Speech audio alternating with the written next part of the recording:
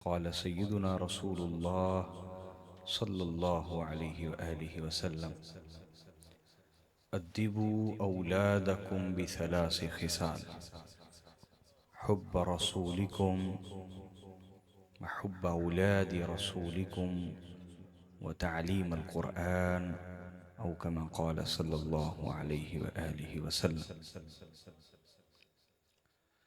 मोहतरम मुअज़्ज़ज़ मोहतशम जमी गुलामान रसूल व आले रसूल, आप सब की बारगाह में आजिज़ाना फ़कीराना सलाम पेश करता हूँ। अस्सलामु अलैकुम व रहमतुल्लाहि व बरकातुहू। अल्लाह तबारक व तआला का शुक्र अदा करते हैं जिसकी अजीम तौफीक के साथ आज की रात हम इश्क़ रसूल सल्लल्लाहु अलैहि वसल्लम में इतनी खूबसूरत महफिल सजाए बैठे हैं। अल्लाह पाक मेरी और आप सब की हाज़िरी कबूल फरमाए। हाज़रीन मोहतरम, को थोड़ी सी कम रखें, बोलने में मुश्किल होती है। आका अलैहिस्सलाम ने इरशाद फरमाया, इस हदीस को इमाम जलालुद्दीन सयूती ने अल जामिउ सगीर में बयान किया और अल्लामा अजलूनी ने कश्फुल खिफा में बयान किया। हुजूर सय्यद दो आलम सल्लल्लाहु अलैहि वसल्लम ने इरशाद फरमाया, अद्दिबू औलादकुम बिसलासि खिसाल, कि अपनी औलादों की तरबियत तीन चीज़ों पे करो। कितनी चीज़ों पे बोलिए? बोलिए ना। अपनी औलादों की तरबियत कितनी चीज़ों पे? तीन चीज़ों पे। इन तीन चीज़ों पे अगर हमारी तरबियत हुई है तो फिर अल्लाह का भी शुक्रगुजार होना चाहिए और माँ बाप का भी शुक्रगुजार होना चाहिए। और अगर इन तीन चीज़ों पे हमारी तरबियत नहीं हुई तो कम से कम आज से शुरू कर लें। जो बाप हैं, जो माँ है, जो जवान हैं जिन्होंने कल को बाप बनना है, माँ बनना है, ये रिकॉर्डिंग के ज़रिए जितनी बहनों बेटियों तक पैगाम जाए, तो सबसे अर्ज़ करूँगा कि आज से शुरुआत कर लें। आज से बोलिए। मकसद तो ये है कि हुजूर अलैहिस्सलाम हमारे अंदर ये तीन चीज़ें देखना चाहते हैं, चाहे वो माँ बाप की तरफ से मिली हैं या नहीं मिली, तब भी हमें अपने किरदार में, तबीयत में, अखलाक में ये तीन चीज़ें पैदा करके हुजूर को खुश करना चाहिए। अपने आका को बोलिए, खुश करना चाहिए। इसको और कम कर दें, मेरा मकसद आपको समझ आए। तो वो तीन चीज़ें कौन सी हैं? पहली चीज़ आका अलैहिस्सलाम ने इरशाद फरमाया, हुब्ब रसूलिकुम, फरमाया अपनी औलादों की तरबियत मोहब्बत रसूल पर करो। अपने रसूल की मोहब्बत पर अपनी औलादों की तरबियत करो। अपनी औलादों की बोलिए, किस पे बोलिए? मोहब्बत रसूल सल्लल्लाहु अलैहि वसल्लम पे। मोहब्बत रसूल ये महज किसी दम से पैदा नहीं हो जाती, किसी तावीज़ से पैदा नहीं हो जाती। इंसानी फितरत है, इंसानी मिजाज है कि ये अगर किसी की तारीफ़ें सुनता रहे, खूबियाँ सुनता रहे, उसकी शान सुनता रहे, उसके औसाफ सुनता रहे, तो जिसकी खूबियाँ सुन रहा है अगर उसको देखा ना भी हो तब भी उससे मोहब्बत करने लग जाता। ये इंसानी फितरत है, एक नेचुरल प्रोसेस है जिसका कोई इनकार नहीं कर सकता। एक फितरती चीज़ है, एक जिबिल्ली चीज़ है, तबीयत वाली चीज़ है जिसको हर शख्स समझ सकता। इसके उलट, इसके बरअक्स, अगर किसी की खामियां सुनते रहें आप, क्या बोलिए ना, तो चाहे वो आपका करीबी सगा रिश्तेदार ही क्यों ना हो, तब भी आप उससे नफरत करने लग जाते हैं। ऐसा है या नहीं, बोलिए। तो पता ये चला कि इंसान जब किसी की खूबियां सुनता रहता है, अगर उसको देखा ना भी हो तब भी उससे मोहब्बत करने लग जाता। तो मोहब्बत रसूल कैसे पैदा होगी दिलों में, नस्लों में, तबीयतों में, मिजाजों में? उसका बिल्कुल वही फितरती हल है कि हम ऐसी खूबसूरत महफिलें सजाएं, पूरे मोहल्ले में भी, घरों में भी, रोजाना की बुनियाद पर फैमिली जमा हो जाए, हफ्ते की बुनियाद पर फैमिली जमा हो जाए, आका की महफिल सजाएं घरों में, और उसमें एहतमाम के साथ शान मुस्तफ़ा सुनाई जाए, एहतमाम के साथ अजमत मुस्तफ़ा पे बात की जाए, एहतमाम के साथ मकाम मुस्तफ़ा बयान किया जाए।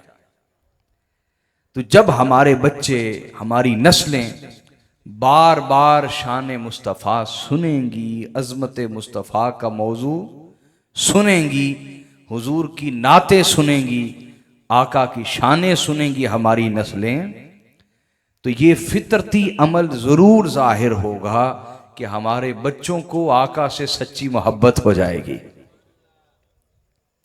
आका अलैहिस्सलाम से बोलिए सच्ची।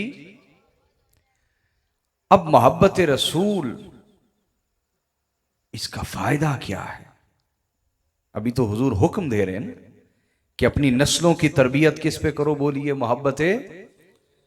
मोहब्बत रसूल का इफादा क्या है, फायदा क्या है, बेनिफिट क्या है? सुनिए, यहां से मैं मौजू शुरू कर रहा हूं। एक हदीस पढ़ी है, उसी की शरह करूंगा, उसी की बोलिए, और शरह भी सिर्फ अहदीस से ही करूंगा, कोई टोला टप्पा माहिया नहीं होगा, अहादीस से ही हदीस की शरह करूंगा। क्यों जी, सुनने के लिए तैयार हैं? बोलिए ना, सलामत रहिए।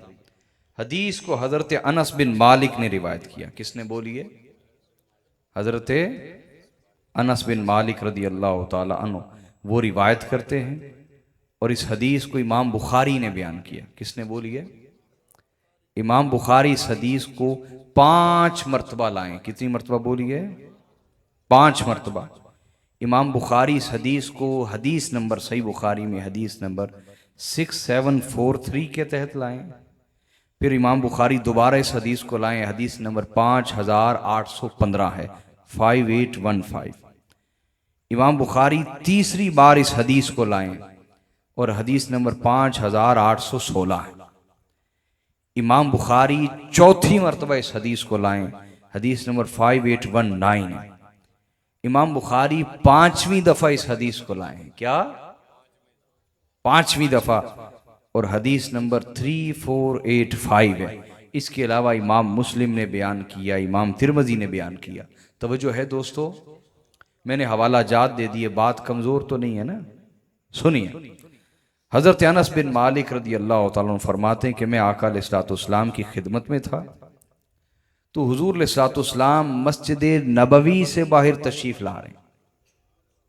कहां से? बोलिए, बोलिए ना, मस्जिद नबवी से बाहर तशरीफ ला रहे।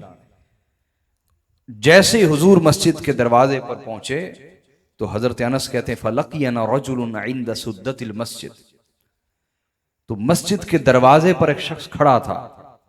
एक शख्स, बोलिए, हुजूर से मुलाकात की और मिलते ही पूछने लगा, या रसूल अल्लाह मतस्साअह, हुजूर बता दीजिए क़यामत कब आएगी? क्या पूछा उसने? बोलिए, सब नहीं बोलते यार, क़यामत कब आएगी? आका अलैहिस्सलाम ने उसका जवाब देने की बजाय खुद उस पर सवाल कर दिया। खुद, बोलिए, उस पर सवाल किया। आका ने फरमाया, क़यामत के बारे में पूछने वाले, क़यामत के बारे में पूछने वाले मादा आदत लहा, तूने क्यामत के लिए तैयारी ही क्या कर रखी है? तूने क्यामत के लिए फकअन रजुल इस्तकान, तो वो थोड़ी देर के लिए सकते में चला गया, खामोश हो गया। फुम्मा क़ाल या रसूल अल्लाह, फिर बोला और अर्ज करने लगा मेरे आका या रसूल अल्लाह, मा आदत्तु लहा कबीरा सियामिन वला सलातिन वला सदका। हुजूर जहां तक तैयारी की बात है तो मेरे पास न बहुत ज्यादा रोजे हैं, न बहुत ज्यादा नमाजें हैं, न बहुत ज्यादा सदका और खैरात है। जहां तक तैयारी की बात है तो मेरा हाल यह है, न बहुत ज्यादा मेरे पास बोलिए रोजे हैं, ना नमाजें हैं और ना ही सदका और खैरात है। वलाकिन युहिब्बुल्लाह व रसूलह, लेकिन हुजूर एक कमाई है मेरे पास, वो ये कि मैं हर चीज से बढ़कर और हर रिश्ते नाते से बढ़कर अल्लाह और उसके रसूल से मोहब्बत करता हूं। हर चीज से बढ़कर और हर रिश्ते नाते से बढ़कर अल्लाह और उसके रसूल से मोहब्बत करता हूं। अब मेरे आका ने यह नहीं फरमाया ये भला कोई तैयारी है, ये फरमाया बोलिए ना, आज कुछ लोग यही दर्श देते हैं ना कि आका आए दीन दे के चले गए, लिहाजा दीन पे अमल करो, इश्क रसूल की कोई जरूरत नहीं, मोहब्बत रसूल की जरूरत नहीं, वो दीन दे के चले गए, दीन पे अमल करो। खुश्क सी फर्मा बरदारी का दर्श देते हैं। क्या खुश्क सी फर्मा बरदारी, जिस फर्मा बरदारी की बुनियाद इश्क नहीं है, शौक नहीं है, जौक नहीं है, उस तरह की खुश्क सी फर्मा बरदारी का दर्श देते हैं। खुश्क सी फर्मा बरदारी का बोलिए तो आका अलैहिस्सलाम ने उसके इस बात को रद्द नहीं फरमाया कि तुम्हारे पास नमाजें नहीं, रोजे नहीं, सदका और खैरात नहीं, तो सिर्फ मोहब्बत लेके क्या करोगे, सिर्फ मोहब्बत रख के क्या करोगे? आका ने यह फरमाया नहीं, बल्कि हुजूर ने जब सुना कि कह रहा है या रसूल अल्लाह मेरे पास ये कमाई है कि मैं हर रिश्ते नाते से बढ़कर और हर अमल से बढ़कर अल्लाह और उसके रसूल से मोहब्बत करता हूं। जब आका ने सुना तो फरमाया जब तू अल्लाह और उसके रसूल से मोहब्बत करता है तो क़यामत के बारे में ज्यादा फिक्रमंद ना हुआ कर, क़यामत के बारे में ज्यादा परेशान ना हुआ कर। अंत मआ मन अहबब, तू क़यामत वाले दिन उसी के साथ होगा जिससे तू मोहब्बत करता है,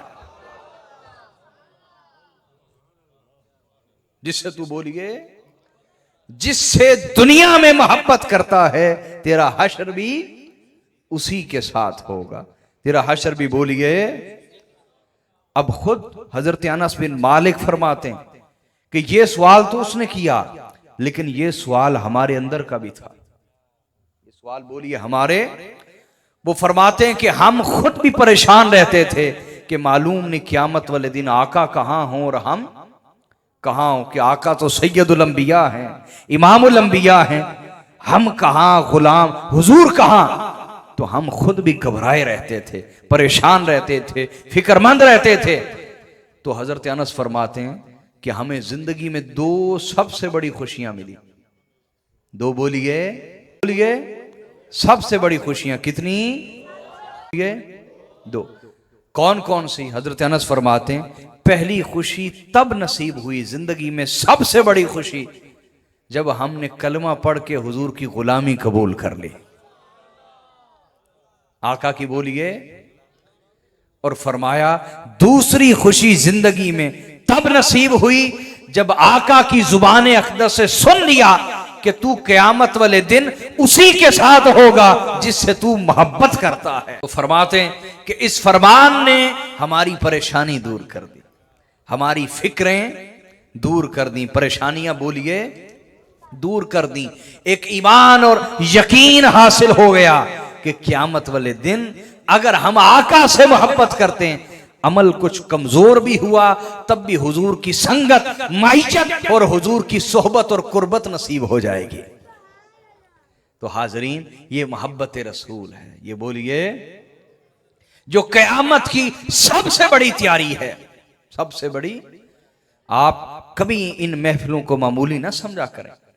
इनमें जो आप पैसा खर्च करते हैं, एहतमाम करते हैं, मेहनत करते हैं, मशक्कत करते हैं, इसको मामूली कभी भी न समझें। ये वो जरिया है, ये वो वसीला है जो अगली नस्लों तक मोहब्बत रसूल को मुंतकिल करता है। आई समझ शरीफ में बात करनी, बोलिए। और हाजरीन, अब जब मोहब्बत रसूल सल्लल्लाहु अलैहि वसल्लम पैदा हो जाए, फिर खुद ब खुद फर्मा बरदारी भी आ जाती, फर्मा बरदारी भी आ जाती। लेकिन वो फर्मा बरदारी डर के नहीं होती, डर के जैसे हजरत मौला कायनात मौला अली उल मुर्तजा सलामुल्लाहि अलैहि, आपने क्या फरमाया? मौला अली ने अपने रब से मुनाजात करते हुए फरमाते हैं, फरमाया या अल्लाह, मैं तेरी इबादत दोजक के डर से नहीं करता,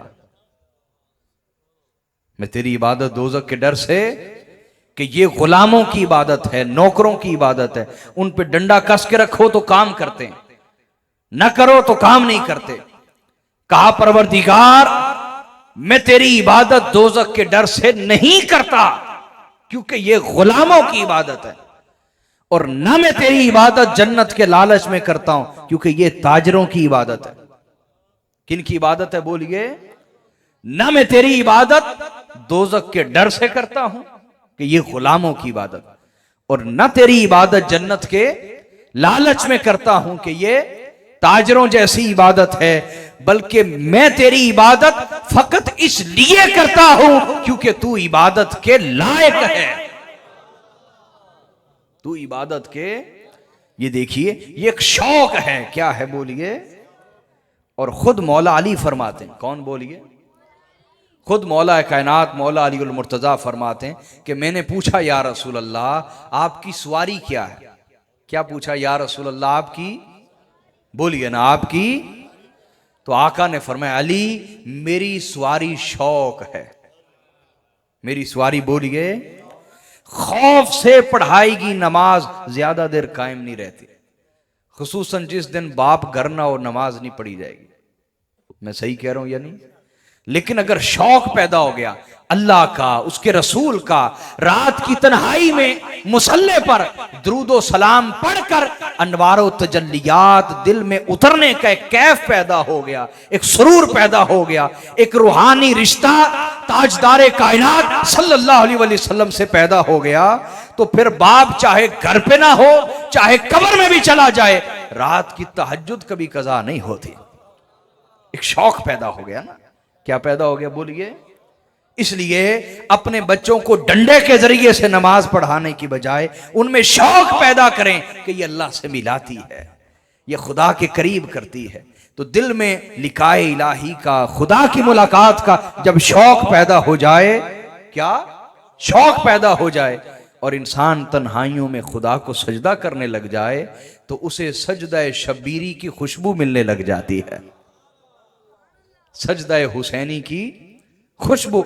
अब जब वो खुशबू उसे कैफ की तरह, सुरूर की तरह, आदत की तरह, एक नशे की तरह बदन में उतर जाती है, तो फिर कोई लगाने वाला घर पे हो या ना हो, हाजिरी कज़ा होती नहीं है। तो हम मोहब्बत रसूल का दर्स इसलिए देते हैं कि ये मजबूरी की फर्मा बरदारी पैदा नहीं करती, बल्कि ये शौक की फर्मा बरदारी पैदा करती। किसकी? बोलिए। शौक की। और इसी से फिर अदब पैदा हो जाता है, इसी से खिदमत पैदा हो जाती, जब मोहब्बत दिल में आ जाती। क्या आ जाती है? बोलिए। अब सवाल पैदा ये होता है, वही जहां से हमने बात शुरू की थी कि मोहब्बत अचानक से पैदा, बल्कि ये कुछ अरसा लेती है कि आप या तो किसी पैकरे हुस्न जमाल को देखें और अपना दिल फिदा कर बैठें। अब ये नेमत हमारे पास बराह रास्त नहीं। हुजूर का दीदार आज भी नसीब होता है, आज भी, बोलिए। लेकिन फर्क यह है कि पहले जो तालिब थे उन्हें भी मिलता था, और जो तालिब नहीं थे उन्हें भी मिलता था। आज भी हुजूर का दीदार मिलता है, लेकिन जो तालिब सच्चा नहीं उसको नहीं मिलता। जो सच्चा तालिब हो आज भी हुजूर उसको नवाज देते हैं। तो दीदार का दरवाजा बंद हुआ, बोलिए, दीदार का दरवाजा बंद नहीं हुआ। इसको सही मुस्लिम की एक हदीस से आपको समझाता हूं। आका अलैहिस्सलाम ने, बल्कि उससे पहले एक हदीस सुने, फिर आपको यह हदीस समझ आएगी। फरमाया, मुझे बताओ अजीब ईमान किन का है। सहाबा किराम रदी अल्लाह ताला अन्हुम से हुजूर पूछ रहे हैं, अजीब? उन्होंने कहा, या रसूल अल्लाह, अजीब ईमान फरिश्तों का है। हुजूर ने फरमाया, उनका ईमान कैसे अजीब हो सकता है, वो तो अल्लाह का बराह रास्त कलाम सुनते हैं। हुजूर, अंबिया का ईमान अजीब होगा। फरमाया, उनका कैसे? उन पर तो अल्लाह की वही नाजिल होती है, वो भी ईमान न लाएं तो फिर कौन लाएगा? आका, हमारा ईमान अजीब है। फरमाया, तुम्हारा कैसे? तुम तो दिन रात मुझे देखते हो और मोजज़ात का ज़ुहूर होते देखते हो, तो तुम ईमान न लाओ तो फिर किसने लाना है? या रसूलल्लाह, अजीब ईमान किन का है? आका ने फरमाया, अजीब ईमान उनका है जो मेरे बाद आएंगे, मुझे देखा तो ना होगा लेकिन मेरा कलमा भी पढ़ेंगे और मुझसे इश्क भी करेंगे। हमारी बात हुजूर ने की, हमारी बात आया। और सही मुस्लिम की हदीस, आका ने फरमाया, मुझसे शदीद तरीन मोहब्बत करने वाली मेरी उम्मत वो है जो मेरे बाद आएंगे।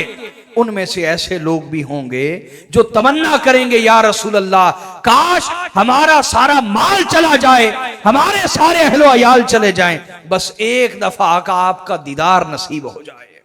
आपका ये शौक पैदा हो जाता है। मोहब्बत से बोलिए। लेकिन फिर वही सवाल है कि मोहब्बत पैदा कैसे होगी? वो मैंने शुरू में समझाया कि जब आप किसी की तारीफ बार बार सुनते हैं, उसके फजाइल बार बार सुनते हैं, कमालात बार बार सुनते हैं, तो आपको उससे मोहब्बत हो जाती है।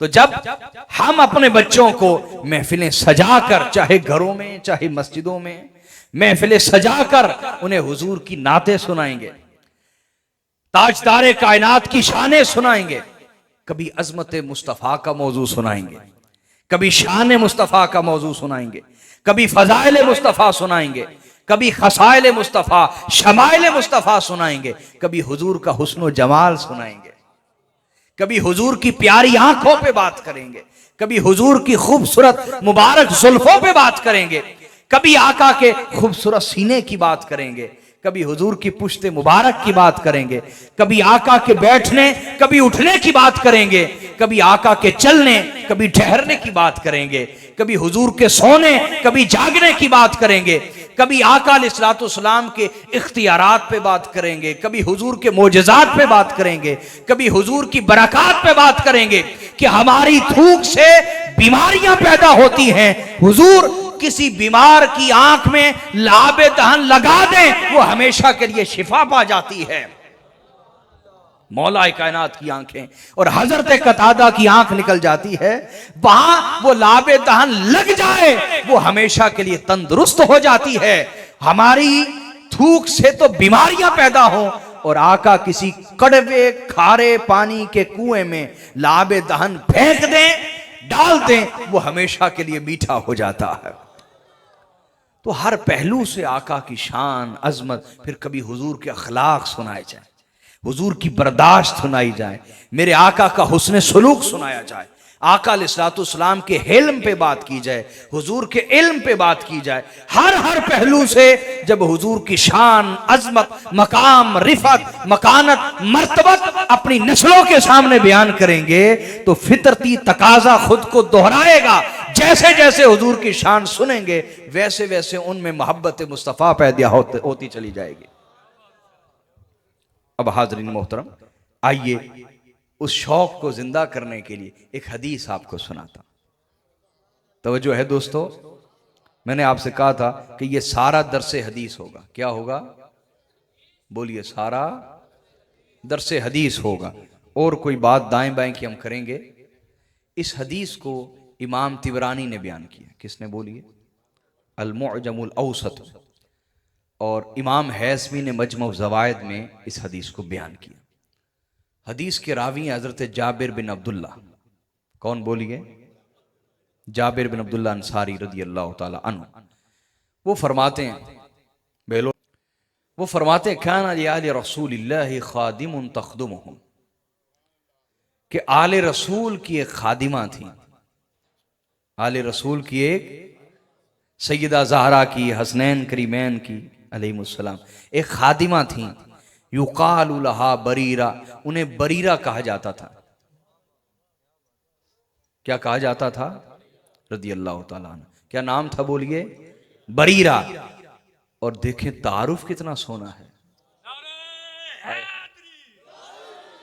सुन लीजिए, तो तारुफ कितना प्यारा है। हजरत जाबिर बिन अब्दुल्ला अंसारी तारुफ क्या करा रहे हैं? काना ली अहली रसूलिल्लाहि खादिमुन। हाय हाय, तारुफ ये है कि वो आले रसूल की खादिमा थी।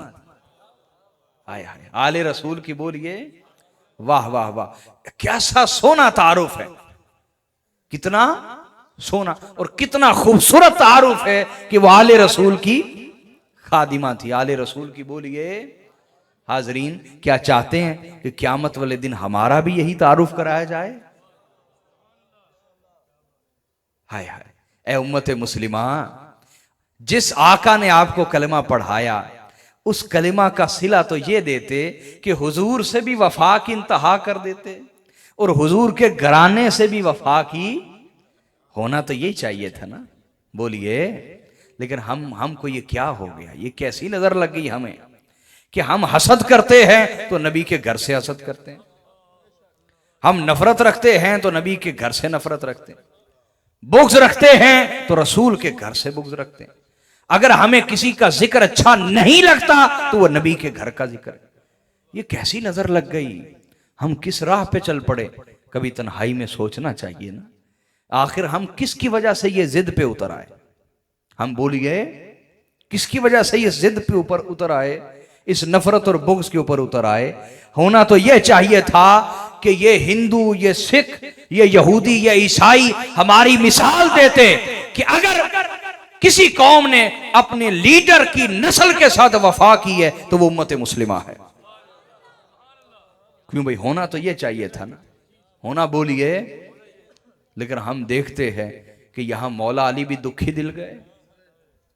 मौला अली भी, बोलिए ना, इतने सताए गए कि आका अलैहिस्सलाम ने फरमाया था, ए अली, पूरी इंसानियत में दो सबसे बड़े बदबख्त हैं, अशकन्नास, दो, बोलिए, सबसे बड़े बदबख्त।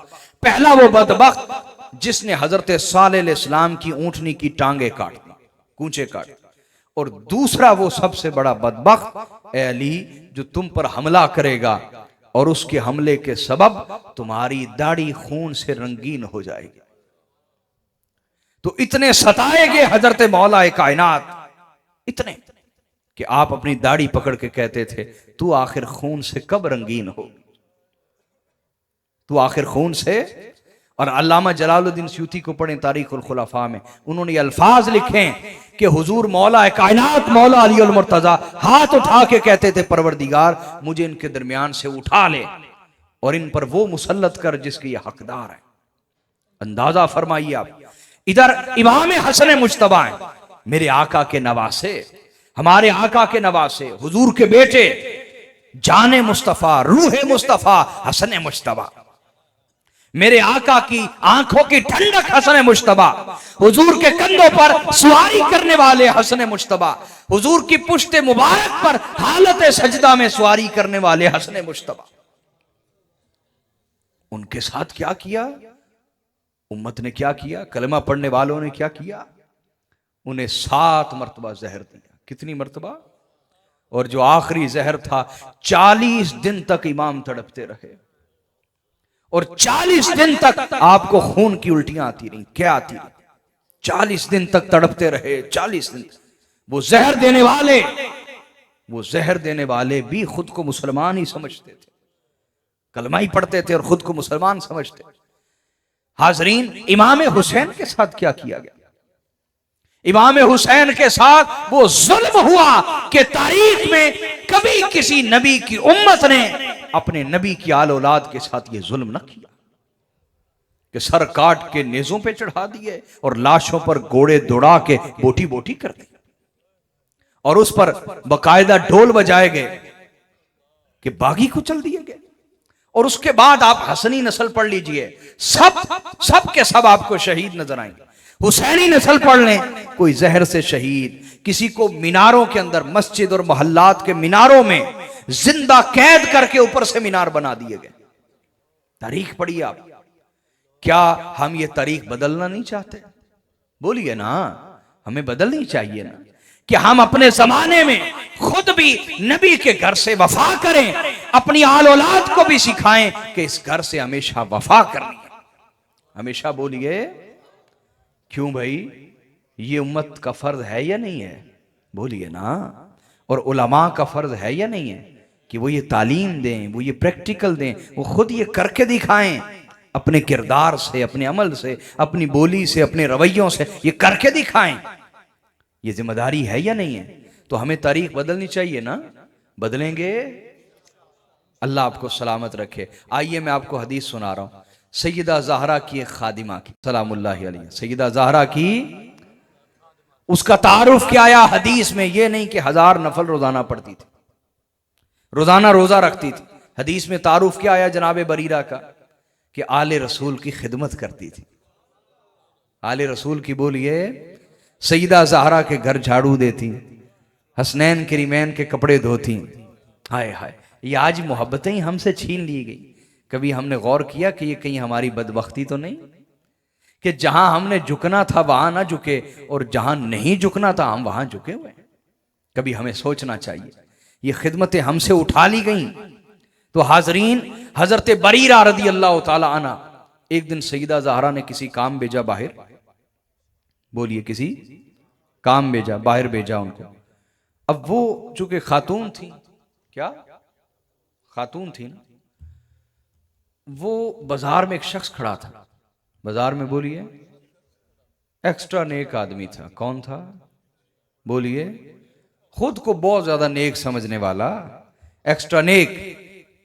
आज भी ऐसे हैं एक्स्ट्रा नेक, जो एक तरफ बड़ी बारीक बारीक नेकियां करते हैं कि अहले इल्म भी कहते हैं यार ये नेकी, जी समझ आ रही?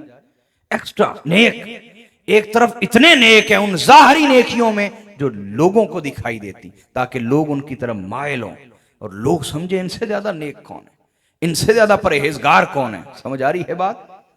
एक्स्ट्रा नेक। और दूसरी तरफ इतने बदलिहाज हैं कि अगर उनके दिल में किसी की नफरत है तो उसी घराने की है जिस घराने का कलमा पढ़ते, जिस घराने के नाम पर उन्हें इज्जतें मिलती हैं, पैसा मिलता है, सब कुछ मिलता है, उसी घराने से नफरत और बुग़्ज़ से उनके सीने भरे हुए हैं। और मिजाज ये कि कोई हमारे पीछे चले तो सैयद बख्शा जाएगा, कोई हमारे झंडे उठा ले, हमारे नारे मारे तो वो सैयद बख्शा जाएगा, और अगर कोई हमारे पीछे खड़ा नहीं होता उस सैयद को रसूलुल्लाह की निस्बत काम नहीं आएगी। ये बोली नहीं है, ये बोली उस वक्त भी थी। यही सेम जुमले मौला अली से भी बोले गए, यही जुमले इमाम हसन से भी बोले गए, यही जुमले इमाम हुसैन से भी बोले गए। हर कोई कहता है हमारे पीछे रसूलुल्लाह की औलाद खड़ी हो जाए, हमारी मुक्तदी बने, हमारे मुरीद बन जाएं, हमारे झंडे उठाएं, हमारे नारे मारें, तो इन्हें हुजूर की निस्बत काम आएगी, वरना काम नहीं आएगी। अल्लाह से डरना चाहिए और गौर करना चाहिए। तुम जो कलमा पढ़ते हो जिसमें बुग़्ज़ आले रसूल भी शामिल है, ये क़यामत वाले दिन काम आएगा या नहीं आएगा, तुम्हें तो ये फिक्र करनी चाहिए।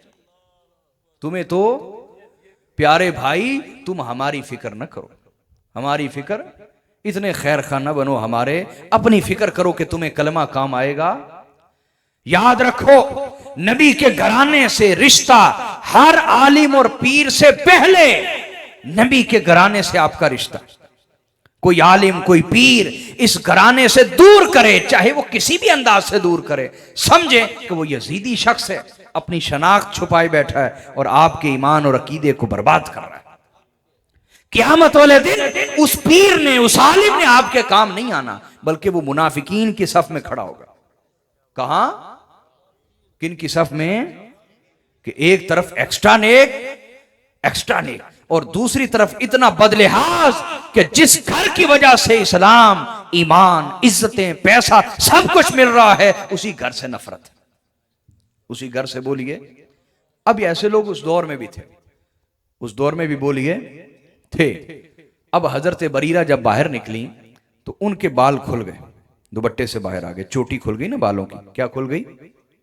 इस पर वो शख्स बोला, कहने लगा, या बरीरा, गत्ती शुआइफातिक फइन्न मुहम्मदन लन युगनी अन्की मिनल्लाहि शैया। ए बरीरा, अपने बालों को ढको। तुम हर वक्त जो नबी के घर में खिदमत करती रहती हो ना, और उनकी आल औलाद की खिदमत करती रहती हो, मोहम्मद रसूलुल्लाह ने क़यामत वाले दिन तुम्हारे काम नहीं आना, अमल ने काम आना है, अमल ने। ये बोली आज भी बोली जाती है ना। सही बुखारी में आका अलैहिस्सलाम ने फरमाया, किसी का अमल उसे जन्नत नहीं लेके जाएगा। या रसूल अल्लाह, क्या आपका अमल भी आपको जन्नत नहीं लेके जाएगा? फरमाया, हाँ, मेरा अमल भी मुझे जन्नत नहीं लेके जाएगा। हुजूर, फिर जन्नत कैसे जाना होगा? आका ने फरमाया, अल्लाह जिसे अपनी रहमत में ढांप ले वो जन्नत का इस्तेहकाक पा जाएगा, वो जन्नत के लायक हो जाएगा। जन्नत के बोलिए।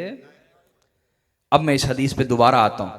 हजरत बरीरा को ताना क्या मारा? यहां असल में मुजाफ माजूफ है। मुराद यह है कि आले मोहम्मद ने तुम्हारे काम नहीं आना, उनकी खिदमत ने तुम्हारे काम नहीं आना। जो उनके घर की खिदमत करती रहती हो, अमल ने काम आना। ये बोली आज भी है ना। इस पर वो खतून थी, वो रोती हुई अल्लाह के नबी के पास चली गई सल्लल्लाहु अलैहि वसल्लम। कहा, या रसूल अल्लाह, मैं आपके घर की खिदमत करती हूं। क्या बोलिए? मैं आपके घर की खिदमत करती हूं। वो कोई तनख्वाह पे रखी हुई खादिमा नहीं थी। हाय हाय, वही मैं कह रहा हूं, शौक, मोहब्बत, शौक, वही सारी बात चल रही। वो कोई तनख्वाह पे रखी हुई खादिमा शौक से खिदमत करती थी। कहा, या रसूल अल्लाह, उसने मुझे ये ताना मारा है कि आपकी आल औलाद की ये खिदमत काम, बोलिए, नहीं आएगी। आका अलैहिस्सलाम ने जब ये सुना, फ़ख़रज नबी सल्लल्लाहु अलैहि वसल्लम यजुर्रु रिदाअहु मुहम्मरतन वजनथा। मेरे आका इस हालत में घर से बाहर तशरीफ लाए कि हुजूर की चादर जमीन पर घिसट रही थी और रुखसार सुर्ख हो चुके थे, और यहां एक रग होती थी, जब आप शदीद जलाल में होते तो यूं यूं फड़कने लग जाती थी। वो फड़क रही थी, इतने गुस्से और शदीद जलाल में बाहर तशरीफ लाए। अंसार सहाबाई किराम रदी अल्लाह ताला अन्हुम फरमाते हैं कि हम हुजूर की इस कैफियत से पहचान जाते थे कि आप तकलीफ में, रसूलुल्लाह नाराज हैं, गुस्से में हैं। समझ आ रही है बात? और हुजूर का गुस्सा बरहक है, वो अपने नफ्स के लिए होता, वो हक के लिए गुस्सा होता था, हक के लिए। आप बाहर तशरीफ लाए, अंसार सहाबा कहते हैं हमने पहचान लिया हुजूर नाराज हैं, गुस्से में, जलाल में। कहते हैं फ़अख़ज़ना सिलाह, हम दौड़े और जल्दी से अपना असलहा उठा लाए। अपना, बोलिए, वो सिर्फ लंगर खाने वाले गुलाम नहीं थे, बल्कि हुजूर के दिफा के लिए असलहा भी उठाते थे, जान लेते भी थे, जान देते भी थे, आका की खातिर असलहा उठा लाए। सब मस्जिद में जमा हो गए, असलहा हाथों में। अब अंसार सहाबा ने अर्ज की, मुरना बिमा शिअत या रसूल अल्लाह, हुजूर हमें हुक्म दीजिए, हमें, सब नहीं बोल रहे, बोलिए, हमें बिमा शिअत, हुजूर आप जो भी हुक्म देना चाहते हैं हमें हुक्म दीजिए। और आगे क्या कहा, वलौ अमरतना बि उम्मिहातिना व आबाइना व औलादिना लअमदैना कौलक फीहिम या रसूल अल्लाह। आका, अगर आपका हुक्म हमारे माँ बाप के खिलाफ हुआ, या हमारी औलादों के खिलाफ हुआ, या हमारी बीवियों के खिलाफ हुआ, खुदा की इज्जत की कसम, हम मुतरद्दिद नहीं होंगे, मुतशक्किक नहीं होंगे, शक में मुब्तला नहीं होंगे, बल्कि गर्दनें काट के आपके कदमों में पेश कर देंगे। आका, तरद्दुद और शक में मुब्तला नहीं होंगे, आप हमें हुक्म दीजिए जो देना चाहते हैं। आका अलैहिस्सलाम ने उनकी बात सुनी, लेकिन जवाब न दिया। फसाइदल मिंबर फहमिदल्लाह व अथना अलैहि, मेरे आका मिंबर पे आ गए। कहां, बोलिए, अल्लाह की हम्द की, उसकी सना की। अच्छा, ये हुजूर मिंबर पे जलाल की हालत में आके खुतबा किसके लिए दे रहे हैं? हजरते बरीरा के लिए। किन के लिए? बोलिए, हजरते बरीरा सैयदा ज़हरा नहीं है, सैयदा ज़हरा की खादिमा है।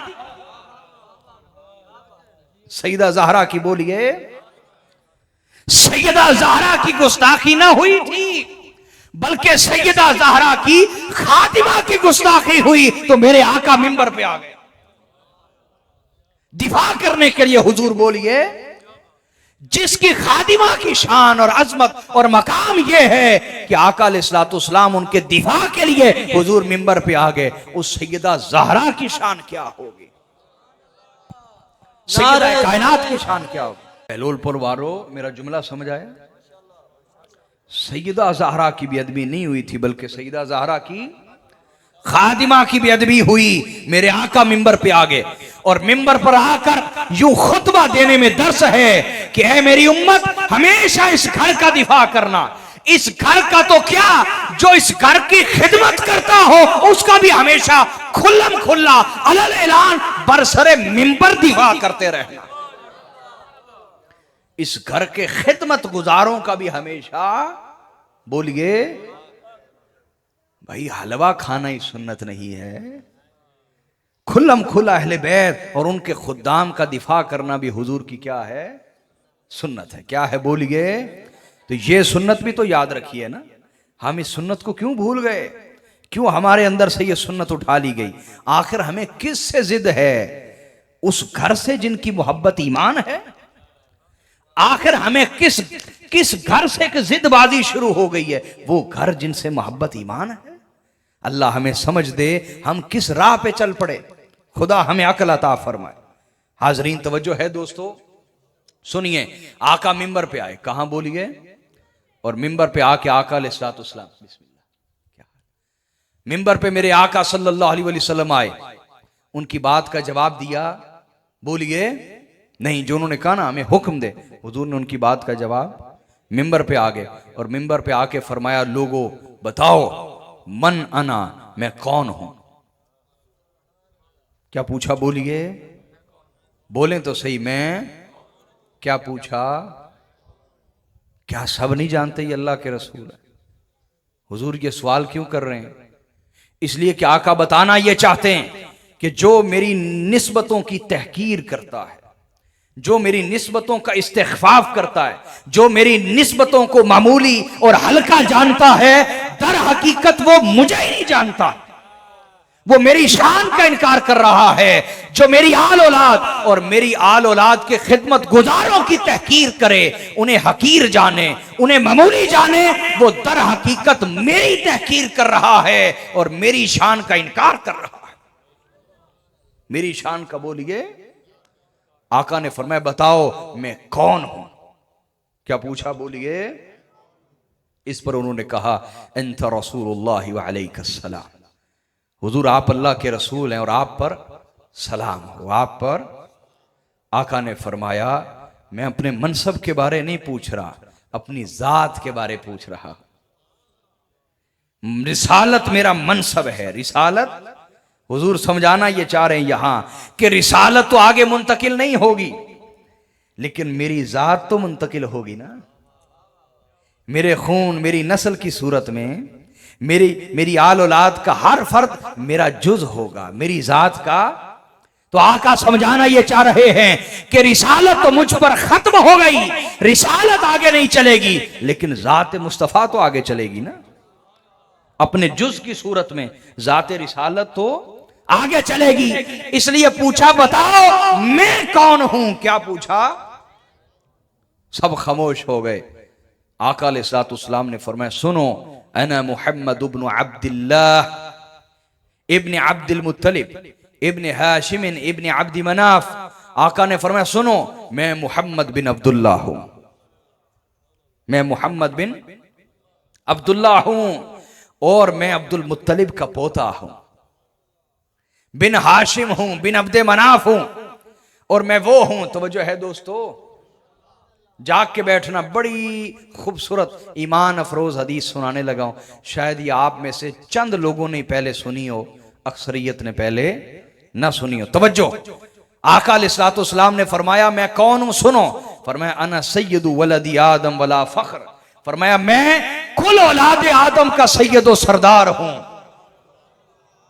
मैं कुल औलाद आदम का सैयद व सरदार हूं, वला फख्र, लेकिन फिर भी मैं फख्र नहीं करता। फिर भी मैं बोलिए, और दूसरी रिवायत जामे तिरमिज़ी और सुनने दारमी के साथ मिला के सुनाता हूं। आका ने फरमाया अना हबीबुल्लाहि वला फख्र, मैं कौन हूं सुनो, मैं अल्लाह का हबीब हूं, मैं अल्लाह का, लेकिन फिर भी मैं फख्र नहीं करता, फिर भी मैं फख्र बोलिए। और आगे फरमाया, आका ने फरमाया सुनो, व अना अव्वलु मन तनशक्कु अन्हुल अर्दु वला फख्र, फरमाया मैं वो पहला हूं जिसकी कब्र फटेगी क़यामत वाले दिन, और वो शान अव्वलियत के साथ सबसे पहले अपनी कब्र से बाहर आएगा। मैं वो हूं, लेकिन फिर भी मैं फख्र नहीं करता, फिर भी मैं फख्र, ये जो शान तुम्हें सुना रहा हूं ये फख्र के लिए, ये जो मकाम तुम्हें सुना रहा हूं ये फख्र के लिए नहीं सुना रहा, ये इसलिए सुना रहा हूं ताकि तुम्हें मेरी अजमत का इदराक हो जाए, पहचान हो जाए, इरफान हासिल हो जाए। जब मेरी शान समझ जाओगे तो मेरी निस्बत की भी शान समझ जाओगे, मेरे घराने की भी शान समझ जाओगे, मेरी आल औलाद की भी शान समझ जाओगे। फिर सिर्फ मेरी आल औलाद नहीं बल्कि जो इनके दर पे आके झाड़ू दे दे तुम उसकी भी शान को समझ जाओगे, उनकी भी शान को बोलिए। फिर तुम किसी के लिए भी बेअदबी का दरवाजा खोलोगे नहीं। तो सुनिए, आका ने फरमाया मैं वो पहला हूं जिसकी कब्र फटेगी, और वो शान या वलीयत के साथ पहले पहले सबसे पहले अपनी कब्र से बाहर आएगा, लेकिन फिर भी मैं फख्र करता। और फिर फरमाया वाना अव्वलु मन युनफदु तुराबु अन रअसिही वला फख्र, फरमाया मैं वो पहला हूं जिसके सर से मट्टी झाड़ी जाएगी, उसे करामत और इज्जत का ताज पहनाया जाएगा, लेकिन फिर भी मैं फख्र नहीं करता, फिर भी मैं फख्र। और आगे इरशाद फरमाया आका ने, सुनिए, आका ने फरमाया व अना अव्वलु शाफिइन व मुशफ़्फ़ा, और सबसे पहले क़यामत वाले दिन मैं शफाअत करूंगा, मुझसे पहले अल्लाह के यहां किसी को बात करने की जुर्रत न होगी, और मेरी शफाअत कबूल भी होगी, लेकिन फिर भी मैं फख्र नहीं करता, फिर भी मैं फख्र। और आगे फरमाया व अना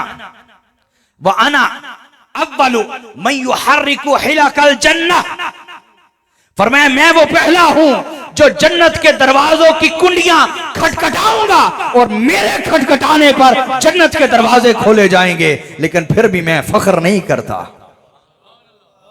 फिर भी मैं फख्र। और आका ने फरमाया व अना अव्वलु दाखिलिल जन्नति वला फख्र, फरमाया सबसे पहले मैं जन्नत में कदम रखूंगा, सबसे पहले जन्नत में मैं कदम रखूंगा, लेकिन फिर भी मैं फख्र नहीं करता, फिर भी मैं फख्र बोलिए। और मुस्नद अहमद बिन हंबल की हदीस साथ मिलाता हूं, तवज्जो है बहलोलपुर वालों, बड़ी अजीब बात है, पता नहीं आपको समझ भी आएगी या मुझे पता चल जाएगा समझ आई या नहीं आई। तो आका ने फरमाया सबसे पहले मैं जन्नत में कदम रखूंगा, मुझसे पहले जन्नत हराम होगी इंसो जिन के लिए, मैं सबसे पहले जन्नत में कदम रखूंगा, और मुझसे पहले कोई कदम नहीं रखेगा, फिर भी मैं फख्र करता। और आगे क्या फरमाया, बड़ी अजीब शान है, क्या अजीब शान है, क्या अजीब शान है, अक्लें यहां महवे हैरत हैं, क्या अजीब शान है। आका ने फरमाया जब मैं जन्नत में कदम रखूंगा, क्या बोलिए, जब मैं जन्नत में कदम रखूंगा, आका ने फरमाया जब मैं जन्नत में कदम रखूंगा, जब मैं जन्नत में कदम रखूंगा, जब मैं जन्नत में कदम रखूंगा तो खुद रब्बे ताला मेरे इस्तिकबाल को आएगा,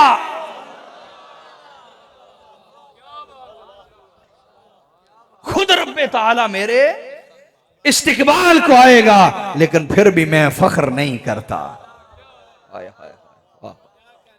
फिर भी मैं फख्र कि यहां हद हो गई कि आका ने फरमाया जब मैं जन्नत में कदम रखूंगा खुद रब्बे ताला मेरे इस्तिकबाल को आएगा, लेकिन फिर भी मैं फख्र नहीं करता। और आगे इरशाद फरमाया मेरी आल औलाद की खिदमत करने वालों को ताना मारने वालों, आका उनसे मुखातिब हुए, फरमाया जो लोग ये समझे बैठे, बल्कि अल्फाज की शिद्दत की नौइयत देखिएगा, फरमाया फमा बालु अक़वामिन यज़अमून अन्न रहीम ला तनफ़ा, फरमाया उन लोगों का बनेगा क्या जो ये सोचे बैठे हैं या ये गुमान किए बैठे हैं कि मेरी आल औलाद को मेरी निस्बत या उनके खिदमत गुजारों को मेरी आल औलाद की निस्बत काम नहीं आएगी, उन लोगों का क्या बनेगा? आका ये फरमा रहे उन लोगों का। और आगे फरमाया लैसा कमा ज़अमू, जैसा ये सोचे बैठे हैं, क्या? जैसे ये सोचे बैठे हैं, लैसा कमा ज़अमू, जैसा सोचे बैठे वैसा कभी नहीं होने वाला, वैसा कभी भी। बोलिए। अब सुनिए, बड़ी अजीब आपको रिवायत सुनाने वाला हूं, बिलाल बेलोलपुर वालों, बड़ी अजीब शान आका की, सुभान अल्लाह, जो अक्लों की समझ से बहुत बालातर है, बहुत बालातर है। अक्लें यहां सजदे में पड़ी हैं कि बस हमारी बस है, हमारी। हुजूर की शान सुनिएगा, आका की शान सुना रहा हूं और हुजूर की जबान से सुना रहा। हम कोई टोला टप्पा माइया नहीं पढ़ रहे कि किसी का दिल करे मान ले, किसी का दिल करे न माने। हदीस पढ़ पढ़ के मतन आपको सुना। आका अलैहिस्सलाम ने फरमाया सुनो, क़यामत का दिन होगा, क्या? मेरी आल औलाद तो एक तरफ, क्या? और मेरी आल औलाद के खिदमत गुजार तो एक तरफ। आका ने फरमाया बड़े बड़े पापी मुजरिम जो होंगे, बड़े बड़े पापी, बड़े बड़े मुजरिम, आका फरमाते इन्नी ला अशफा व शफ़ा, मैं तो जब उनकी तरफ उंगली से इशारा करूंगा तो एक इशारे से वो लाखों के लाखों बख्शे जाएंगे। मेरा तो यूं इशारा करने से वो लाखों के, मेरी आल औलाद तो एक तरफ, मैं यूं इशारा करूंगा, लाखों बख्शे जाएंगे। और फिर फरमाया सिर्फ मेरे इशारे पे बात नहीं रहेगी, मेरे इशारे पे बात, वह हत्ता अन्न मन अशफ़अ लहू लयशफ़अ फयुशफ़अ, आका ने फरमाया यहां तक कि जिसकी तरफ मैंने इशारा कर दिया होगा वो भी आगे जितने लाखों की तरफ इशारा करेगा उनकी भी बख्शिश हो जाएगी। आहा, आका ने फरमाया मेरा इशारा तो एक तरफ, मेरा इशारा तो वह हत्ता अन्न मन अशफ़अ लहू लयशफ़अ फयुशफ़अ, यहां तक कि मैंने जिसकी शफात की होगी, जिसकी तरफ इशारा किया होगा, वो भी आगे जिधर जिधर इशारा करता चला जाएगा उनकी भी खुदा बख्शिश फरमा देगा। अब बड़ी अजीब बात सुनाने लगा हूं, मुझे पता चल जाएगा आपको समझ आई है या नहीं आई। तवज्जो है, आखिर तक तवज्जो है। सुनिए, आका ने फरमाया कि जब ये मंजर शैतान देखेगा, जब ये मंजर कि मैं बस इशारा करता हूं, इशारा, और लाखों के लाखों बख्शे जाते हैं, जब ये मंजर शैतान देखेगा, जब ये मंजर शैतान देखेगा तो आका ने फरमाया हत्ता इन्न इब्लीस लयततावलु तमअन फी शफाअ, आका ने फरमाया जब ये मंजर शैतान देखेगा तो वो गर्दन ऊंची करेगा। आका क्यों? फरमाया इसलिए कि उसका ईमान होगा। अगर आज मुस्तफा ने मेरी तरफ भी इशारा कर दिया, खुदा मेरा मरदूद होना ना देखेगा बल्कि मेरी भी बख्शिश कर देगा। हाय हाय हाय हाय, खुदा मेरा मरदूद होना बल्कि हुजूर के इशारे के सदके मेरी भी बख्शिश फरमा दे। आका ने फरमाया मेरी आल औलाद और मेरी आल औलाद की खिदमत गुजारों को ताने मारने वालों, मैं तो शैतान की तरफ इशारा करूं तो वो बख्शा जाए, मैं तो इब्लीस की तरफ इशारा करूं तो वो बख्शा जाए, और तुम कहते हो कि मेरी आल औलाद की खिदमत किसी के काम नहीं आएगी। तो हाज़िरीन मोहतरम, इससे मैं हदीस के अगले हिस्से की तरफ भी सफर शुरू कर लेता हूं। तो ये मैंने मोहब्बत रसूल पे बात की। आका अलैहिस्सलाम ने जो फरमाया अपनी औलादों की तरबियत, बोलिए ना, हदीस अब याद कर लेना, अपनी औलादों की तरबियत 3 चीजों पे करो। मोहब्बत रसूल, ये मैंने थोड़ी सी उसकी शरह की, और दूसरा फरमाया वहुब्बा औलादी रसूलिकुम, अपनी औलादों की तरबियत आले रसूल की मोहब्बत पे करो, औलाद रसूल की, अहले बैत रसूल की मोहब्बत पे करो। मैंने एक जगह खिताब किया, काफ़ी बड़ी तादाद थी वहाँ लोगों की, और तकरीबन 100 के करीब उलमा भी थे वहाँ। तो इसी हदीस की मैंने शरह की। तो जब मैं चला गया, अगले दिन वहाँ के लोग, एक और जगह मेरा प्रोग्राम था, वहाँ आ गए मिलने के लिए। तो उन्होंने मुझे बताया कि वहाँ पे जितने थे ना उलमा हजरात, उन्होंने अपनी अपनी मस्जिद में अगले दिन पूरा खिताब आपके ख़िलाफ़ किया कि मिलाद की महफिल थी, इन्होंने मौला अली का जिक्र क्यों किया, इमाम हसन हुसैन का जिक्र क्यों किया, आले नबी का और जिक्र क्यों किया, ये कोई मुहर्रम का जलसा था। नफ्सियात समझ आ रही हैं, बोली समझ आ रही है, वो कहाँ से बोल रहे हैं वो समझ आ रहा है। याद रखें, ये दोनों तबकों में, हुसैनियों और यजीदियों में बड़े बड़े उलमा होते हैं। ये ना आप कहें कि इधर उलमा नहीं होते, बहुत होते हैं, लेकिन आपको पहचान होनी चाहिए कि हक किधर है। हक बोलिए। उलमा तो दोनों में, दलीलें भी दोनों देते हैं, तकरीरें भी दोनों करते हैं, किताबें भी दोनों लिखते हैं। कम अज़ कम यहाँ ज़मीर जिंदा हो, खून हलाल का हो, तो बंदा बड़ा आसानी से समझ जाता है कि हक किधर है। हक बोलिए, बड़ी आसानी से समझ आ जाता है। तो हाजरीन, मैं आपको ये जवाब देना चाहता हूँ, मुमकिन है यहाँ भी कोई शख्स ये बात करे कि ये तो मिलाद का जलसा था, मुहर्रम का जलसा बना दिया इसको। मैं कहता हूँ, ये उम्मत, आपको क्या हो गया? ये किसी की नजर लगी है या किसी के पीछे लग के इस जिद में आ गए? गौर करें, अपने मन में झांकें। क्या मैं मिलाद की महफिल में आले रसूल का जिक्र कर रहा हूं? मैं नहीं, हुजूर खुद कर रहे हैं। आका बोलिए, किस मकाम पर आका ने इस उम्मत को अपनी आल औलाद से नहीं जोड़ा? हत्ता कि भाई सबसे बड़ी इबादत, जिसको आप न्यूट्रल इबादत कहते होंगे, नमाज है, तो नमाज का एंड भी आले मोहम्मद पर दुरूद से होता है। हुजूर ने तो वहां अपनी आल औलाद को अपने से जुदा नहीं किया, तो मिलाद की महफिल में हम कैसे जुदा कर सकते? फिर इस हदीस की जो मैं शरह कर रहा हूं, हदीस की जो शरह कर रहा हूं, मैं दूसरी बात लाया हूं कि अपनी औलादों की तरबियत दूसरी चीज पे करो, वो आले रसूल हैं, वो ये मैं कह रहा हूं। कौन कह रहा है? रसूलुल्लाह कह रहे हैं। कौन बोलिए? इससे पता यह चला कि इन्हें हर उस शख्स से नफरत है जो मौला अली की शान बयान करे। इन्हें हर उस शख्स से नफरत है जो मौला अली की, जो पंचतन पाक की, जो अहले बैत की, नबी के घर की शान बयान करे। इन्हें हर उस शख्स से नफरत है जो अहले बैत की शान बयान करे। तो मैं कहूंगा, नादानो, मैंने जिंदगी में कितनी को अहले बैत की शान बयान कर ली होगी? मैंने कितनी को कर ली होगी? शान तो वो है जो कुरान में अल्लाह ने अहले बैत की बयान की है, और शान तो वो है जो मिंबरों पर खड़े होके मुस्तफा ने अपने अहले बैत की बयान की है। अगर तुम्हारा मयार ये है कि तुम्हें हर उस शख्स से नफरत है जो मौला अली की शान बयान करे, अहले बैत की शान बयान करे, तो तुम कहना क्या चाह रहे हो? तुम्हें रसूलुल्लाह से नफरत है। और ये बात याद रख लें, जिन्हें इस घर से नफरत है, ये नफरत यहां ठहरती, ये बराह रास्त रसूलुल्लाह की नफरत शुमार होती है। रसूलुल्लाह सल्लल्लाहु अलैहि वसल्लम की नफरत बोलिए, बुग़्ज़ शुमार होता है बराह रास्त। मेरा मौजू नहीं, वरना मैं आपको इस पर दलाइल देता। ठीक है, अभी मैं मुख्तसरन इस हदीस को आगे लेके चलता हूं। तो ये भाई दूसरा जो अमल है, ये मैंने जोड़ा नहीं है। आपको इतना बुरा लगा, इतना बुरा लगा, इतना बुरा लगा, इसका मतलब रसूलुल्लाह की बात बुरी लगी कि आका ने मोहब्बत रसूल की बात की तो मोहब्बत आले रसूल जिक्र क्यों कर दिया? ये कोई मुहर्रम का जलसा? तो ये रसूलुल्लाह को आप कह रहे हैं कि ये कोई मुहर्रम का जलसा था जो रसूलुल्लाह ने आगे आले रसूल का जिक्र कर दिया।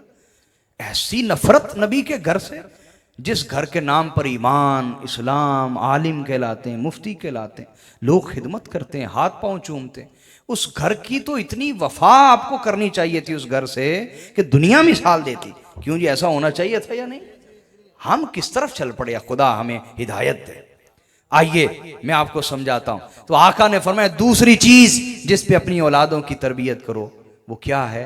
फरमाया, आले रसूल की मोहब्बत। अहले बैते, बोलिए, अहले बैते रसूल की मोहब्बत। और ये वो मोहब्बत है जिसके बारे में क़यामत के दिन सवाल होगा।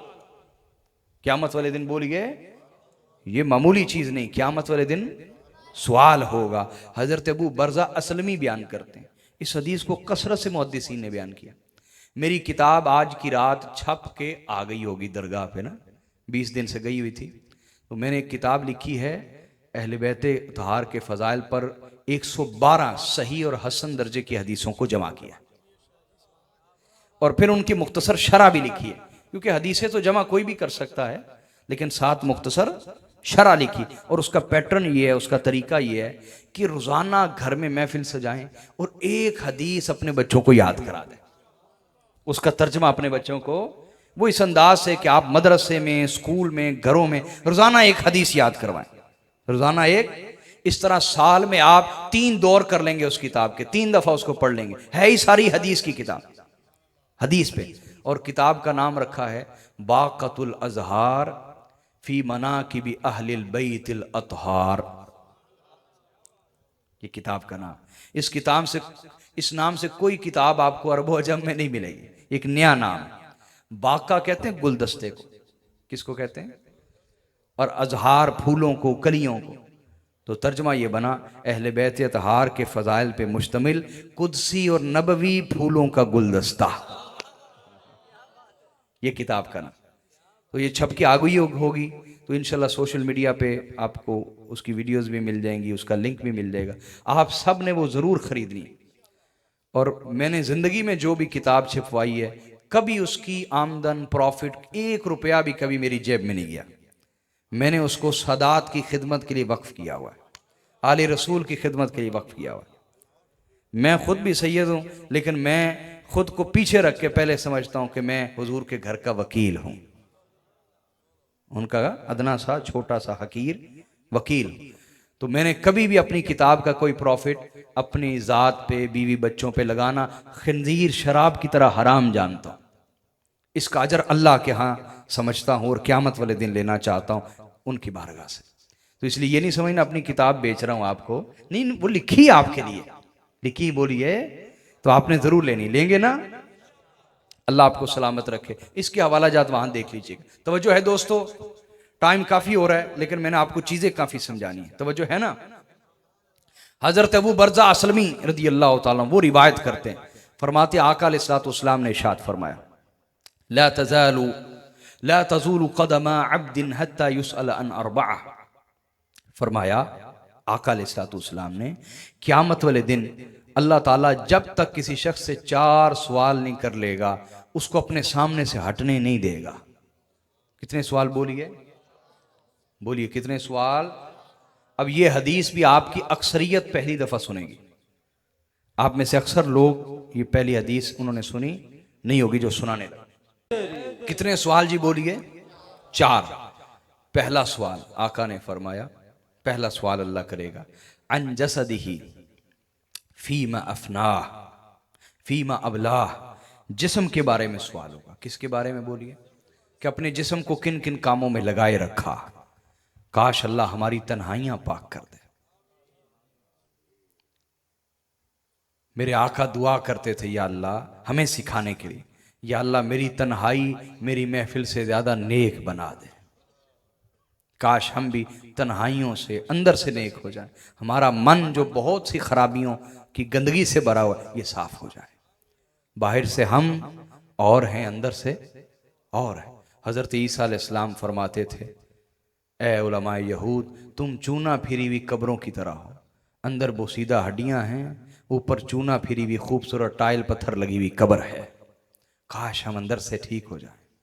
तो आइए हदीस पे गौर कीजिए।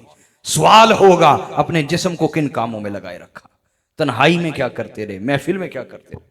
दूसरा, वान उमरिही फीमा फनाह, अपनी उम्र को कहाँ लगाया, कहाँ फना किया, कहाँ जाया किया। तीसरा, व अन मालिही फीमा मिन ऐन इक्तसबहु व फीमा अनफक़ा, माल के बारे में सवाल होगा, कहाँ कहाँ से कमाया और कहाँ कहाँ लगाया, खर्च किया। आज हम हर जगह लगाने में खुशी महसूस करते हैं, शादी ब्याह हर, लेकिन नहीं खर्च करते तो दीन के नाम पे, उलमा की खिदमत, आले रसूल की खिदमत। बल्कि यहाँ तो कोई बेचारा खुशी से 5,000 दे बैठे, सारी रात सोचता है एवं जोश चाह के ज्यादा ही दे बैठा, जोश चाह के ज्यादा ही दे बैठा, 1000 रुपये ही दे देंदा है जी। वो महफिल के लिए दे दे ना 5,000 रुपया, महफिल के लिए किसी आलिम की खिदमत कर दे, किसी आले रसूल की खिदमत कर दे, वो यही सोचता रहता है यार जोश चाह के ज्यादा ही दे बैठा। ये अंदर का चोर है, अंदर का बाज फकीरा किसे ना मारिया, बाहू चोर अंदर दा हो। इसे मारना चाहिए, इसे पकड़ना चाहिए। तो माल कहां से कमाया और कहां पे खर्च किया। आका अलैहिस्सलाम ने फरमाया चौथा सवाल जो अल्लाह क़यामत वाले दिन करेगा, कितना? चौथा फरमाया वह अन हुब्बी अहलिल बैत। अल्लाह क़यामत वाले दिन पूछेगा बताओ अहले बैत रसूल से दुनिया में कितनी मोहब्बत करते थे। बताओ दुनिया में मौला अली से कितनी मोहब्बत करते थे, सैयदा ज़हरा से कितनी मोहब्बत करते थे, हसन हुसैन अलैहिस्सलाम से कितनी मोहब्बत करते थे। बताओ कितनी मोहब्बत करते थे। उनका नाम आने पर तुम्हारा चेहरा खिल जाता था या मुरझा जाता था। बताओ कितनी मोहब्बत करते थे। इसका सवाल होगा, इसका बोलिए। इस पर सहाबा किराम रदी अल्लाह ताला अन्हुम ने अर्ज की फमा अलामत हुब्बिकुम, हुजूर आपकी मोहब्बत की अलामत क्या है। अहले बैत आपकी मोहब्बत की, हुब्बिकुम फरमाया ना, अहले बैत जमा का सीगा, जमा की ज़मीर अन, फमा अलामतु हुब्बिकुम, अहले बैत आपकी मोहब्बत की अलामत क्या। या रसूल अल्लाह आपकी मोहब्बत की, बोलिए ना यार, अलामत क्या है। हुजूर आपकी मोहब्बत की अलामत क्या है। क्या महज कोई नारे लगाए, महज नारे लगा ले, दावे करे कि मैं आशिक़ रसूल हूं, तो आशिक़ रसूल शुमार हो जाएगा। या रसूल अल्लाह आपकी मोहब्बत की अलामत क्या है। जब पूछा गया और दरब बियदिही अला मनकबी अली, तो आका ने मौला अली के कंधे पे हाथ मारा, मौला अली के कंधे पे हाथ मारा। फरमाया ये अली मेरी मोहब्बत की अलामत है। जो अलीउल मुर्तजा से जितनी मोहब्बत करता होगा उतना ही अल्लाह के यहां आशिक़ मुस्तफा शुमार होगा। मौला अली को मोहब्बत रसूल की अलामत करार दिया गया कि जितना कोई मौला कायनात से मोहब्बत करता है उतना ही मुहिब्ब रसूल शुमार होगा, उतना ही बोलिए। और हाजरीन ये वो मोहब्बत है आले रसूल की जो हमें इनसे जोड़ती है, इनसे वाबस्ता करती है, इनसे मुतसिम करती है, मुतमस्सिक करती है, जोड़ती है। और इस मोहब्बत के बगैर न दुनिया में खुदा की रहमत हासिल हो सकती है न आखिरत में खुदा की। क्योंकि आका अलैहिस्सलाम ने खुतबा गदीर खुम में फरमाया, कहां बोलिए, खुतबाए गदीर खुम। इस हदीस की सनदें और तुरुक इमाम ज़ाहबी ने जमा किए तो वो 143 हैं। कितने? 143। कितने? मेरे पास जो रिकॉर्ड है इस हदीस का वो 153 तुरुक असानीद और रावी हैं इसके। कितने? 153। कितने बोलिए। ये इतनी आला दर्जे की मुतवातिर दर्जे की हदीस है, हदीस मुतवातिर है। तवज्जो है। आका अलैहिस्सलाम गदीर खुम के मिंबर पे खड़े हुए और हुजूर ने इरशाद फरमाया मेरी उम्मत इन्नी तारिकुन फीकुम थकलैन, ऐ मेरी उम्मत मैं तुम में बड़ी अजीम दो चीजें छोड़ के जा रहा हूं। बड़ी अजीम, बोलिए, दो चीजें छोड़ के जा रहा हूं। फनादा मुनादिन वमस्तक़लानी या रसूल अल्लाह, तो निदा देने वाले ने अर्ज की आका वो दो अजीम चीजें कौन सी हैं। फरमाया किताब अल्लाह व इतरती अहल बैती। फरमाया एक चीज अल्लाह की किताब है और दूसरी चीज मेरी औलाद, मेरी अहले बैत है। आका ने फरमाया व इन्नहुमा लन यतफर्रका हत्ता यरीदा अलैयल हौद, बेशक मेरे रब ने मुझे खबर दी है कि कुरान और अहले बैत कभी जुदा ना होंगे हत्ता कि हौज़े कौसर पे भी मेरे पास इकट्ठे आएंगे। और आगे इरशाद फरमाया फ़इन तमस्सकतुम बिहिमा लन तदिल्लू, ए मेरी उम्मत अगर तुमने कुरान और अहले बैत को थामे रखा, अगर तुमने कुरान और अली को थामे रखा, कुरान और सैयदा ज़हरा को थामे रखा, कुरान और हसन हुसैन को थामे रखा, मैं जमानत देता हूं तुम कभी कभी कभी भी गुमराह नहीं होगे, कभी भी गुमराह। आका ऐलान फरमा रहे हैं कि उम्मत में गुमराही, फिरका परस्ती, नफरत आपस की तभी आएगी जब वो कुरान और अहले बैत के दामन को छोड़ देंगे। उसके बाद मेरे आका सल्लल्लाहु अलैहि वसल्लम ने फरमाया, बल्कि पूछा, फरमाया अलस्तु औला बिल मुमिनीन मिन अनफुसिहिम, बताओ क्या मैं तुम्हारा मौला और वली नहीं हूं?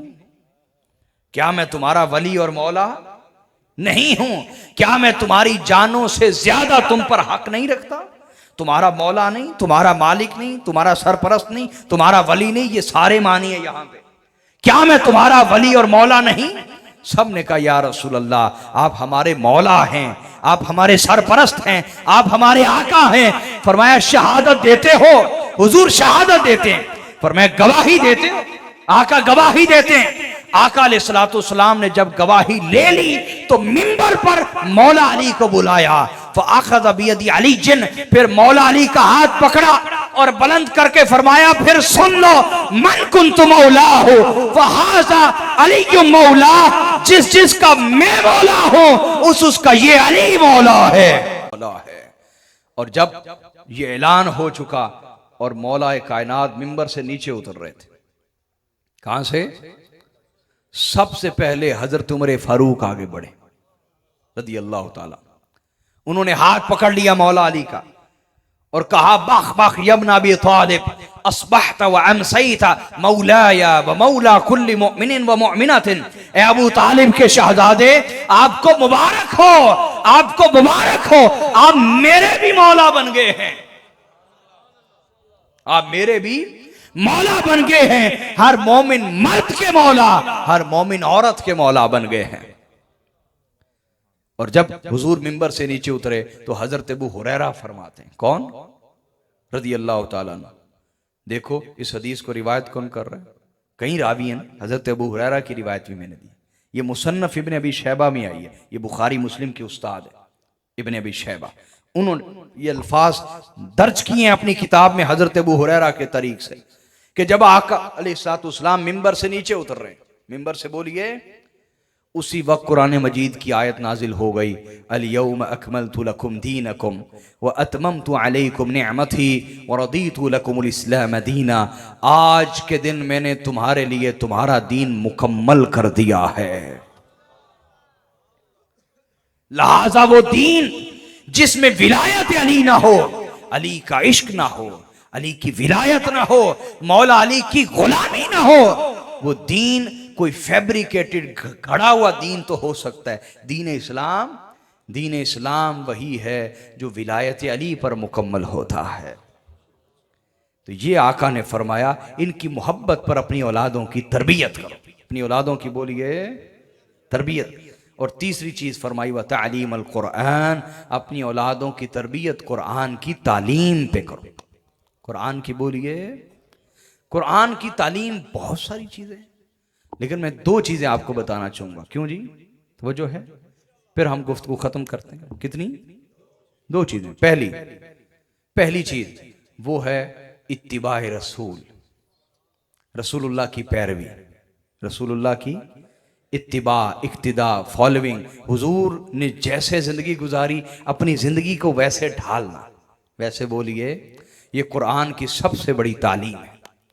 और दूसरी तालीम कुरान की क्या है? वो है हलाल और हराम में फ़र्क जानना, इल्मी तौर पे भी, शऊरी तौर पे भी, जहनी तौर पे भी, नफ्सियाती तौर पे भी और अमली तौर पे भी, किरदार के एतबार से, प्रैक्टिकली भी, अमल के एतबार से भी हलाल और हराम में फ़र्क जानना।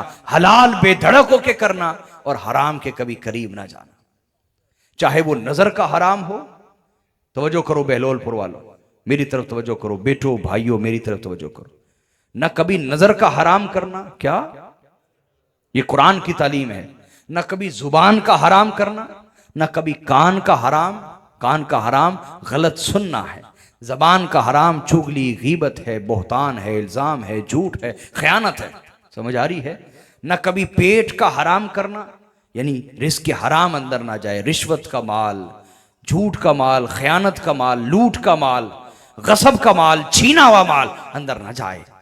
पेट का जो हराम है उससे बचा जाए, शर्मगाह के हराम से बचा जाए। मेरे आका सल्लल्लाहु अलैहि वसल्लम ने फरमाया, जो मुझे दो चीजों की जमानत दे दे। कितनी चीजें बोलिए? ऊंचा बोलिए ना। जो मुझे दो चीजों की जमानत दे, मुझे दो चीजों की जमानत दे दे, मैं उसे जन्नत की जमानत देता हूं। कितनी चीजें बोलिए? आका कौन कौन सी? पहली फरमाया जो दो जबड़ों के दरमियान है, क्या बोलिए? जबान। और दूसरा फरमाया जो दो टांगों के दरमियान है, यानी शर्मगाह। फरमाया जो इनका हराम ना करे, जुबान से हराम ना बोले, किसी को गाली ना दे, चाहे कोई उसे भी गाली दे तब भी बदले में गाली। भाई कोई कुत्ता आप पे भौंकता है तो क्या आप भी भौंकने लग जाते हैं? कभी भौंके? हम ऐसे क्यों हो गए? हमें तो हमारे नबी ने अखलाक ये दिए थे, कोई गाली भी दे मुस्कुरा के कहें सलाम, जाओ खैर हो तुम्हारी, भला हो तुम्हारा। ये अखलाक है सीरत मोहम्मदी के, सुन्नत नबवी के ये अखलाक है। कोई गाली भी दे माफ कर देना, मुस्कुरा देना, कहो तेरी खैर हो, तेरी। सहाबा किराम रदी अल्लाह ताला अन्हुम आए ना बड़े गुस्से में, कहा या रसूलुल्लाह अब हमसे बर्दाश्त नहीं होता, ये इन्होंने आपका उल्टा नाम रखा हुआ है और आपको बुरा भला कहते हैं।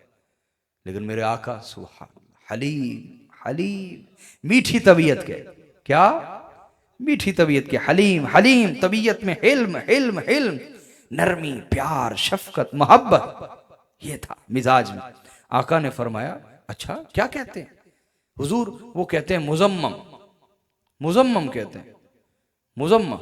हुजूर मुस्कुरा पड़े, फरमाया घबराओ नहीं, वो तो मुजम्मम को बुरा कहते हैं, जबकि मैं मुजम्मम तो नहीं, मैं तो मोहम्मद हूं,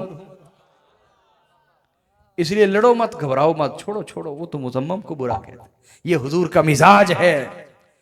काश ये मिजाज हमारे अंदर पैदा हो, हम में, हमारे उलमा में, हमारे सियासतदानों में, हमारे मुख्तदिर लोगों में, हुक्मरानों में, खानदान के बड़ों में।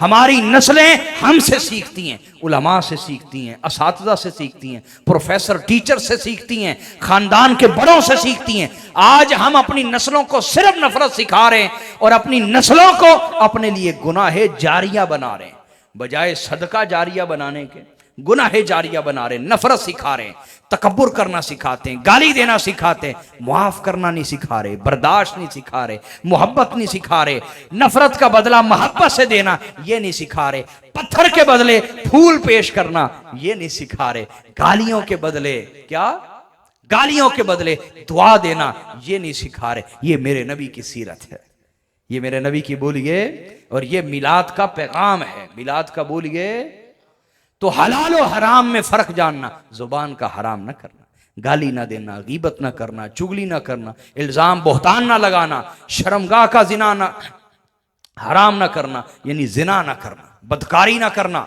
ये जवानी का सबसे बड़ा इम्तिहान है। जवानी का, बूढ़े का इम्तिहान ये है कि लालच में ना पड़े, दिल को लालच से पाक रखे, और जवान का इम्तिहान ये कि जिना में ना पड़े। और जिना अल्लाह ने ये नहीं फरमाया महज के जिना न करो, बदकारी न करो, अल्लाह ने महज ये फरमाया, बोले नहीं, महज ये फरमाया, बल्कि फरमाया ला तक़रबु ज़िना, जिना के करीब भी ना जाना। जिना के मुराद ये है कि जो अमल जिना के करीब कर सकता है वो भी ना करना। जिना तो दूर की बात, जो अमल जिना के करीब कर सकता है वो भी ना करना। आज मोबाइल है, ये कुरान का हुक्म वहां पे भी है, मोबाइल खोलने लगे पहले पढ़ें आऊज़ु बिल्लाहि मिनश शैतानिर रजीम। क्या पढ़ें? क्योंकि ये जिना के करीब कर सकता है। ये जो मोबाइल है ये जिना के, जब आप आऊज़ु बिल्लाह पढ़ के, तावुज़ पढ़ के मोबाइल ओपन करेंगे, खोलेंगे, इसकी बरकत देखिएगा, बहुत सारे गंदे जज्बात खुद ही दिल से दूर हो जाएंगे। मोबाइल ऑन करते वक्त आऊज़ु बिल्लाह पढ़ लें, किसी दोस्त से मिलते वक्त अल्लाह से पनाह मांग लें कि या अल्लाह हमारे दरमियान खैर की बात हो, शर की बात ना। गली मोहल्ले में निकलें, आऊज़ु बिल्लाहि मिनश शैतानिर रजीम पढ़ लें, आपकी नज़र में हया पैदा हो जाएगा। समझ आ रही है बात? तो अल्लाह ने सिर्फ जिना से मना नहीं किया, हर वो काम जो जिना के करीब कर सकता है उससे भी मना फरमाया है। परवरदिगार हमारी तबीयत में हलाल और हराम का फ़र्क पैदा फरमाए, हुजूर की मोहब्बत पे ज़िंदगी और मौत दे, हुजूर की आल औलाद की मोहब्बत पे ज़िंदगी और मौत दे, सहाबा किराम के एहतराम पे अल्लाह ज़िंदगी और मौत दे। वमा अलैना इल्लल बलागुल मुबीन।